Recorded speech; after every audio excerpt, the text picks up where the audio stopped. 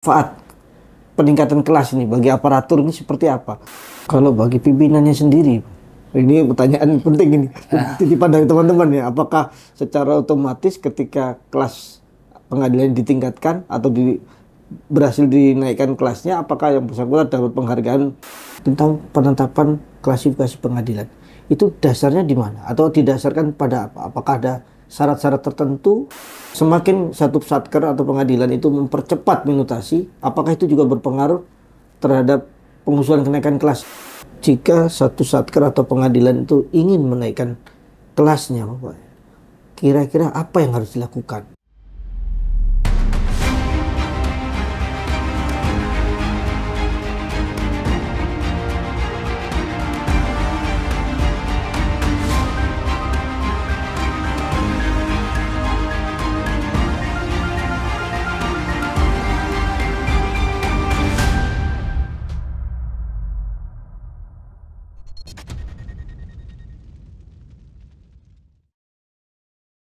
Assalamualaikum warahmatullahi wabarakatuh. Waalaikumsalam. Jumpa lagi Sobat Podium Podcast Dirjen Badilum. Bersama saya Danang Utaryo, Ketua Pengadilan Negeri Kota Baru. Hari ini kita akan membahas satu topik, satu tema yang cukup menarik, yaitu tentang peningkatan kelas pengadilan. Telah hadir narasumber kita, Bapak Chandra, Sarjana Hukum. Boleh apa, Bapak? Alhamdulillah haba taho. Alhamdulillah kabar baik. Artinya bahwa kami menggunakan bahasa Dompu karena Bapak Chandra ini lahir di Dompu tanggal 4 Januari 1979. Betul ya, Pak ya? Betul. Beliau saat ini adalah Kepala Subdirektorat Tata Kelola Direktorat Jenderal Badan Peradilan Umum Mahkamah Agung Republik Indonesia. Bagaimana, Bapak? Sehat? Alhamdulillah sehat. Gimana kabar, Bang? Sehat juga? Sehat. Alhamdulillah. Tahu nih. Baik, Bapak, kita langsung saja pada topik kita, materi kita saat ini, bahwa kalau data yang ada dari website Dirjen Badilum, itu saya mencari data ada 382 pengadilan negeri dan 34 pengadilan tinggi di seluruh Indonesia. Ditambah ada pengadilan khusus yaitu 34 pengadilan hubungan industrial, kemudian ada 33 pengadilan tipikor, pengadilan hak asasi manusia ada 4, dan 5 pengadilan niaga, serta 10 peradilan perikanan. Yang ingin saya tanyakan kepada Bapak langsung saja bahwa terkait dengan peningkatan kelas pengadilan, itu tujuannya untuk apa, Pak? Kalau untuk peningkatan kelas ini tujuannya pertama adalah gimana caranya kita melayani masyarakat cepat, dan prosesnya tidak berbelit-belit. Itu yang pertama. Yang kedua adalah terkait dengan sistem mutasi hakim, tapi ujung-ujungnya adalah terkait dengan tunjangan remunerasi untuk karyawan pengadilan. Peningkatan kelas ini untuk mendorong semata-mata untuk pelayanan para pencari keadilan dan pengguna layanan pengadilan. Betul ya, Bapak? Seperti itu. Terkait dengan manfaat peningkatan kelas ini bagi aparatur ini seperti apa? Karena kita tahu kan di daerah saling berlomba-lomba ini untuk mengajukan kenaikan kelas. Baik, manfaat dari kenaikan kelas ini buat aparatur pengadilan, pertama ini mempermudah proses mutasi bagi tenaga teknis. Yang kedua adalah efisiensi dan efektifnya pelayanan pengadilan bagi pencari keadilan. Tapi secara umum manfaatnya di sini adalah pengadilan akan mendapat tunjangan remunerasi, kenaikan tunjangan remunerasi. Itu manfaatnya sih, Pak. Ada 3. Kalau bagi pimpinannya sendiri, ini pertanyaan penting ini.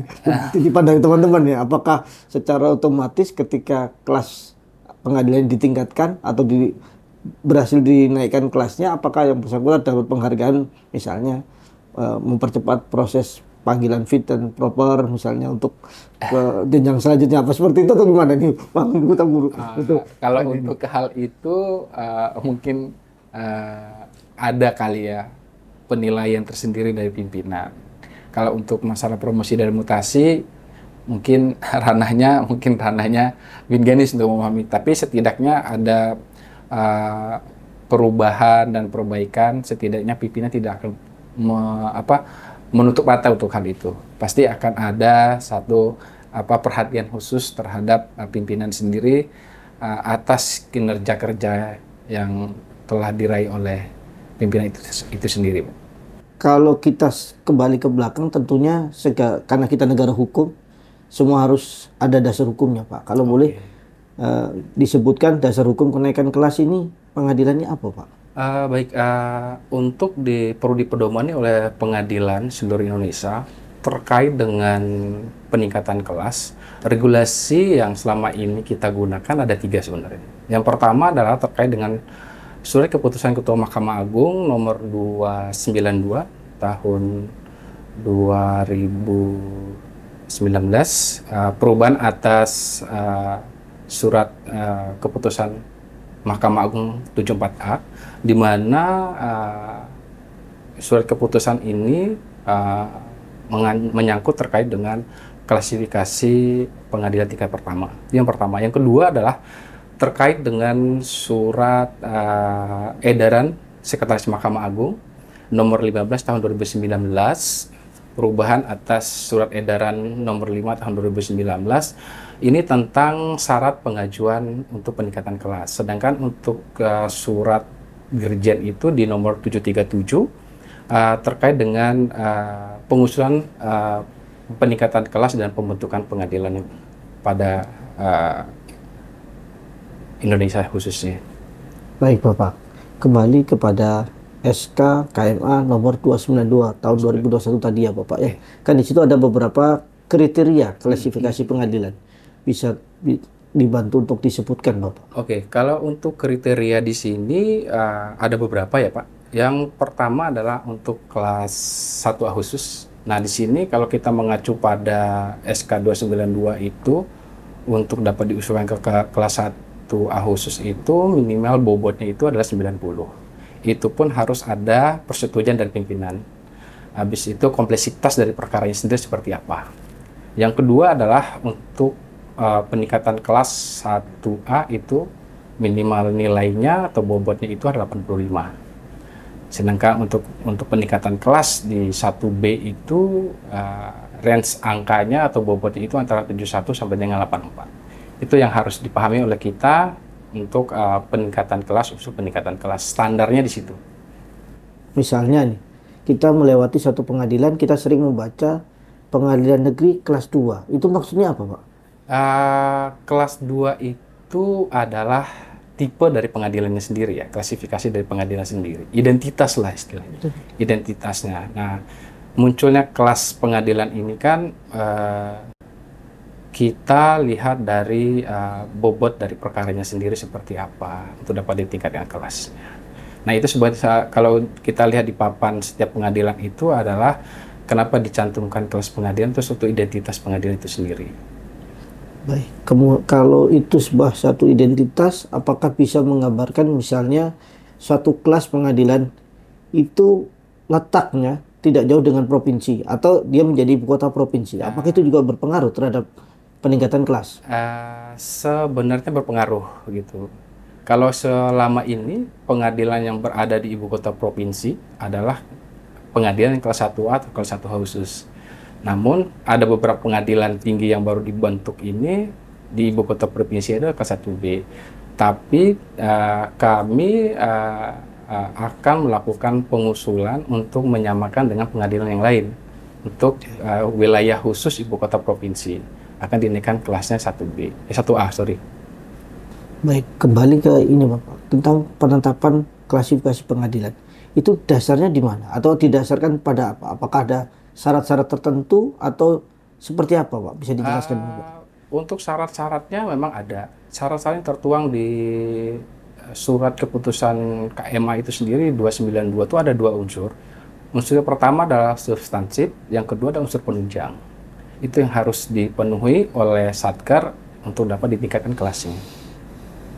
Baik, kalau unsur substantif itu bisa dirinci lagi, Pak, biar kami paham, yang kami yang di daerah atau masyarakat biar paham pengadilan ini yang dimaksud dengan unsur substantif itu apa, Pak? Kalau untuk unsur substansif itu terakhir komponen tugas utama pengadilan itu sendiri. Tugas utamanya itu di mana? Tugas utamanya itu adalah perkara. Nah, tidak serta-merta perkara yang harus dihitung di substansif ini adalah perkara yang seperti apa yang jadi substansif sebagai syarat di sini adalah perkara yang sudah diputus dan sudah diminutasi.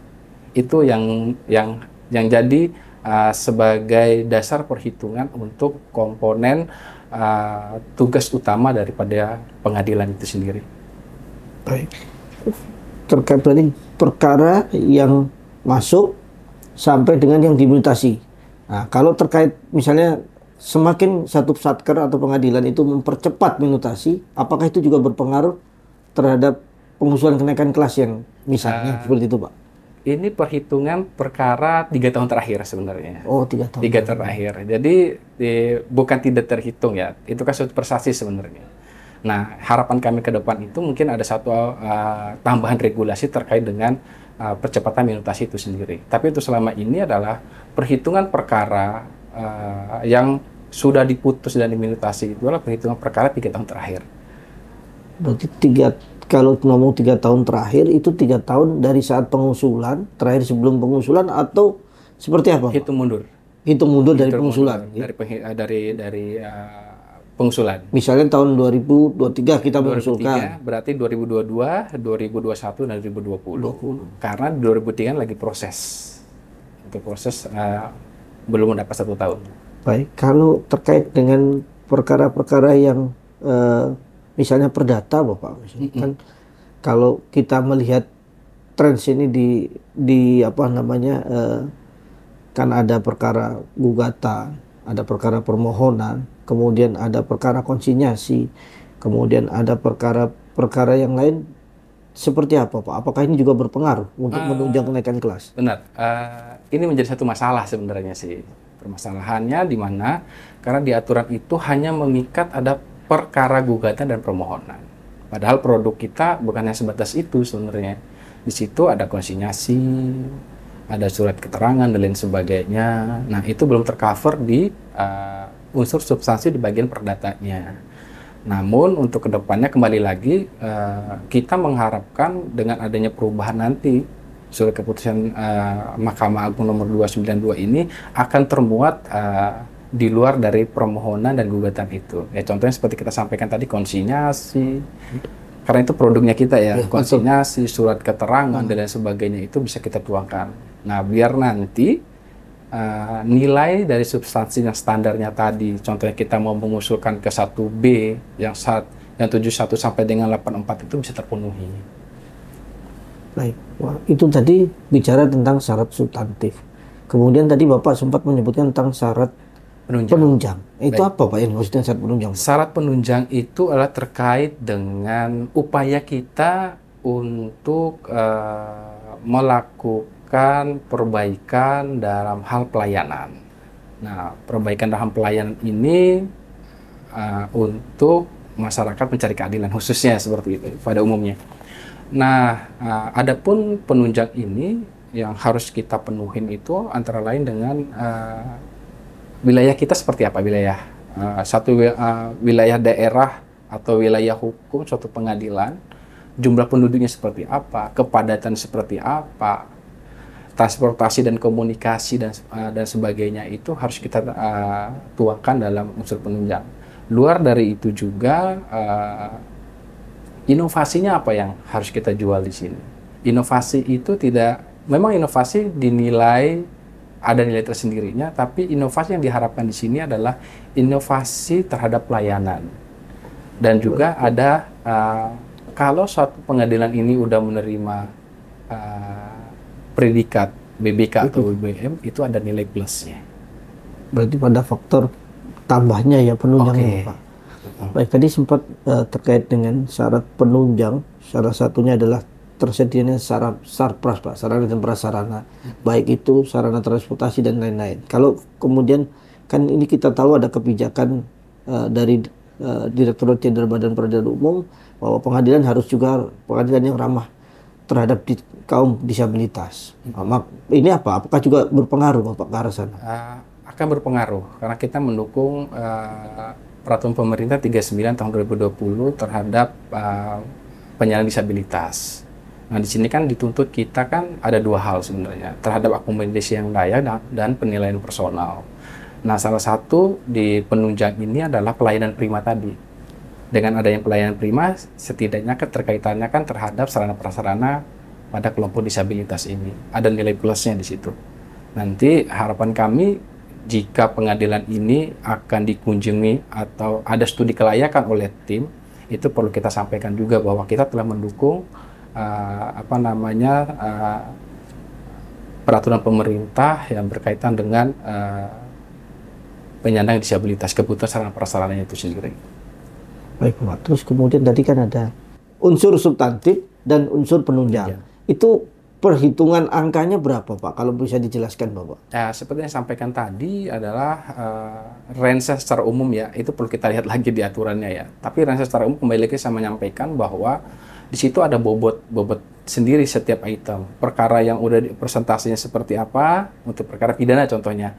Itu yang diselesaikan, yang udah diputus berapa, yang udah diminutasi presentasi dari perkara itu sendiri. Memang ada bobotnya 33, 66, 80 sampai dengan 100. Itu bobotnya. Begitu juga di unsur penunjangnya. Udah jumlah penulis seperti apa, kepadatannya seperti apa. Nanti akan dijumlahkan, akan mendapatkan hasil akhir seperti disampaikan tadi bahwa range-nya antara pengusulan ke 1B itu 71 sampai 84 kalau nggak salah di situ. Perlu kita lihat lagi ya Mas untuk perhitungan itu. Tapi secara garis besarnya bobotnya itu antara 33, 66 sampai 80-an. Baik. Terus kemudian Bapak, jika satu satker atau pengadilan itu ingin menaikkan kelasnya Bapak, kira-kira apa yang harus dilakukan? Atau misalnya apakah pimpinan satker itu harus melakukan mekanisme pengusulan? Lalu kemana pengusulannya itu Bapak? Baik.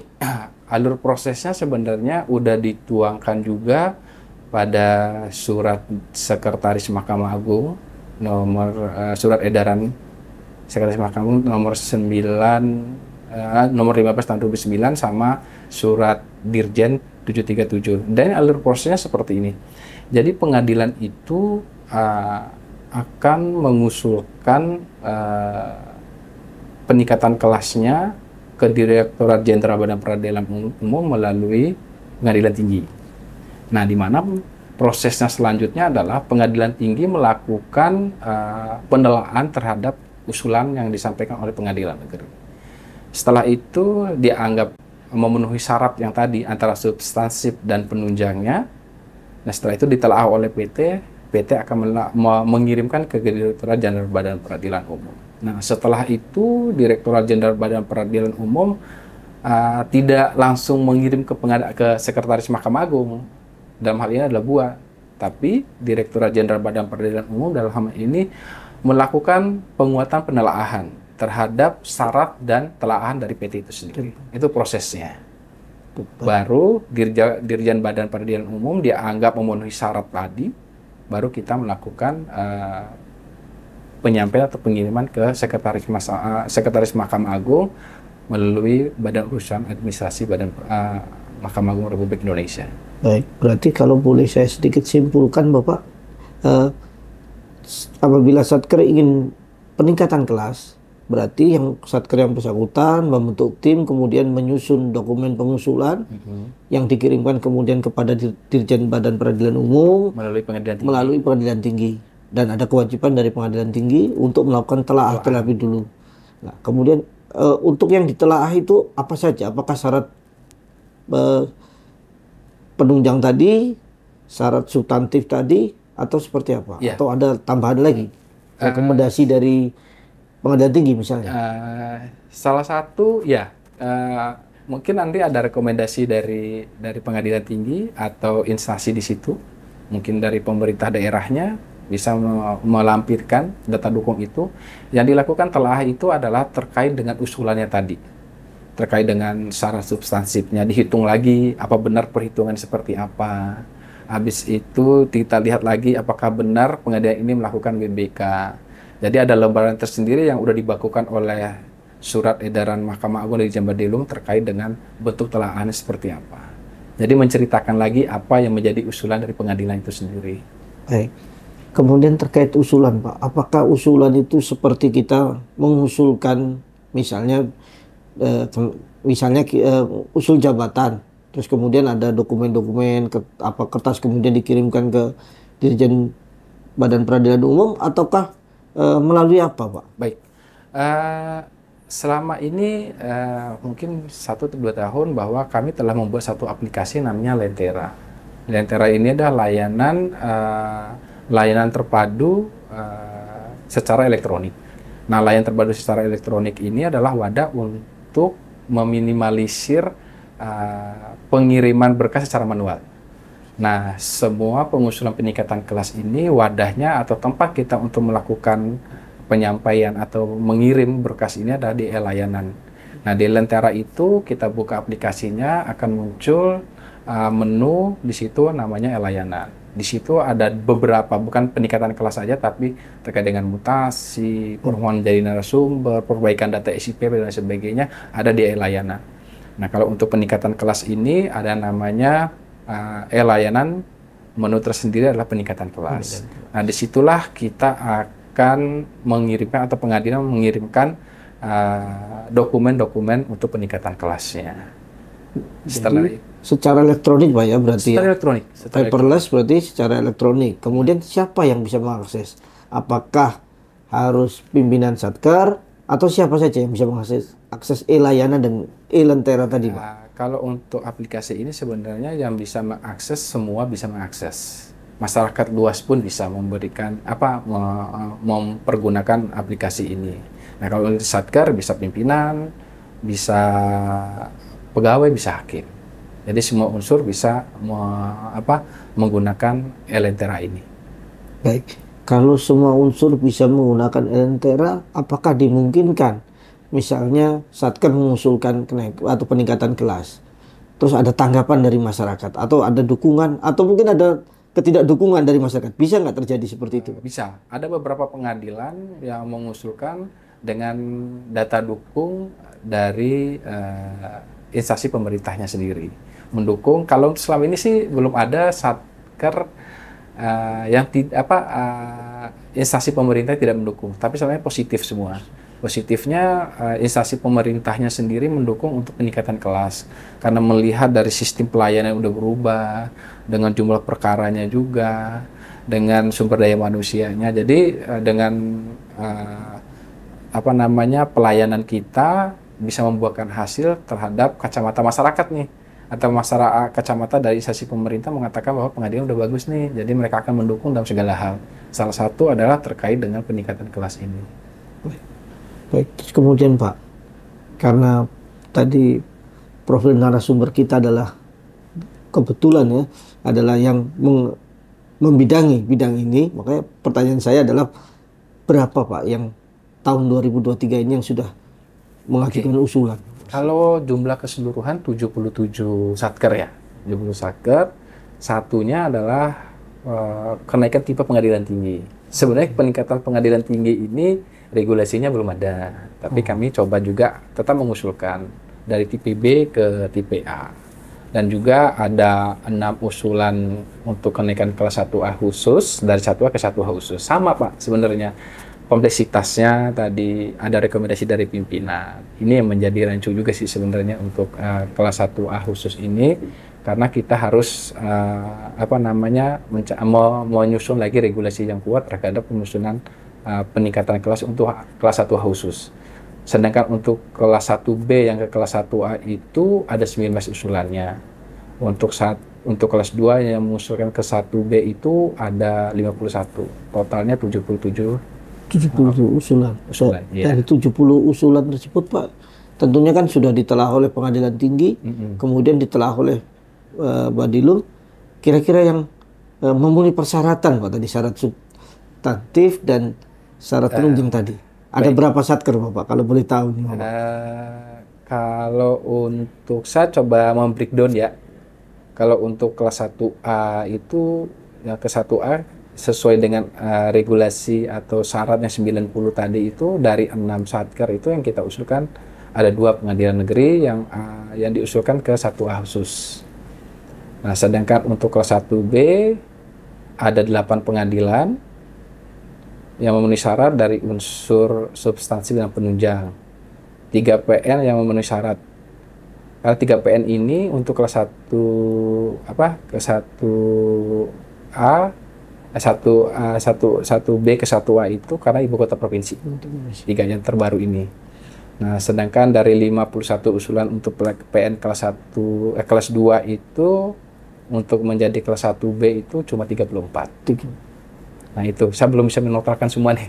Baik. Totalnya seperti apa. Tapi kalau untuk tahu Pak bahwa misalnya nih kayak Satker ini disetujui oleh Badilum, itu kita melihatnya di layanan tadi atau memang ini data ini masih belum bisa disampaikan? Itu bagaimana? Sebenarnya setelah kami melakukan telaah, setelah kami mengusulkan ke Sekretaris Mahkamah Agung, kami melakukan pengiriman balik ke email pengadilan masing-masing. Makanya kami harapkan pengadilan juga rajin untuk melihat emailnya. Nah, kami tidak mau mengekspos keluar ke website, tapi kami secara bukan sembunyi ya, biar lebih terjaga datanya, kami melakukan pengiriman balik ke pengadilan pengaju itu adalah melalui email. Mau yang diusulkan lolos maupun tidak, kami akan menjelaskan bahwa pengadilan A contohnya itu dia mengusulkan untuk peningkatan kelas dari kelas 2 ke 1B, adapun syarat yang tidak memenuhi antara lain 1, 2, dan 3. Itu kita udah buatkan surat, pengiriman surat tersebut melalui email. Berarti artinya pengadilan pengaju peningkatan kelas itu bisa menginspeksi atau memperbaiki untuk usulan tahun depan. Harapannya begitu Pak ya? Benar. Seperti itu ya harapannya. Artinya ketika tahu kekurangan tersebut. Nah, pertanyaan saya selanjutnya adalah apa Pak penyebab atau kendala kegagalan usulan peningkatan kelas? Ini biar kami di daerah tahu bahwa oh ini loh harus yang kita perbaiki ini. Selain kita tadi dapat email tadi. Baik. Pertama, seperti yang kita sampaikan tadi bahwa menjadi kendala pertama adalah tingginya standar nilai yang ditetapkan di SK 292. Itu yang pertama. Standar nilai terlalu tinggi. Yang kedua adalah masih banyak produknya kita yang tidak dijadikan syarat. Nah, syarat contohnya tadi permohonan dan gugatan saja, tapi ada konsinyasi, surat keterangan, permohonan besuk dan sebagainya itu tidak dijadikan perhitungan dalam syarat peningkatan kelas ini. Nah, harapan kami kembali lagi mungkin nanti akan ada satu regulasi perbaikan atau perubahan dari regulasi ini menampung hal-hal itu biar nanti standar yang tinggi tadi bisa kita penuhin. Untuk sementara sih itu dua hal itu yang urgensinya sih. Intinya adalah kembali kepada Satker tadi. Betul. Untuk kemudian ketika akan melakukan pengusulan kenaikan kelas mempertimbangkan syarat-syarat apakah murni unsur substantif ataukah unsur penunjang tadi Pak ya. Betul. Kemudian apabila bisa diperbaiki di tahun berikutnya akan diusulkan kembali. Benar.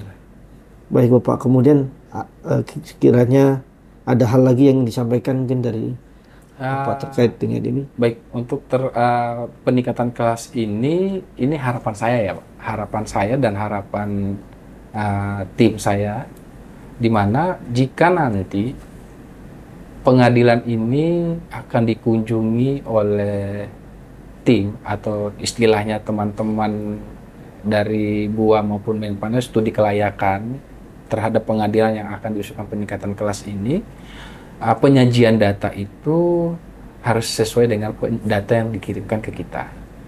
Jangan menyajikan data itu data yang tidak sesuai. Jadi akan menjadi permasalahan, polemik di bawah. Usulannya sekian banyak perkara, kok yang disajikan ke kita sini. Apalagi nanti tidak bisa disampaikan kenapa perbedaannya di mana gitu. Kedua, nanti pada saat tim turun, keterlibatan pimpinan kita harapkan di sini.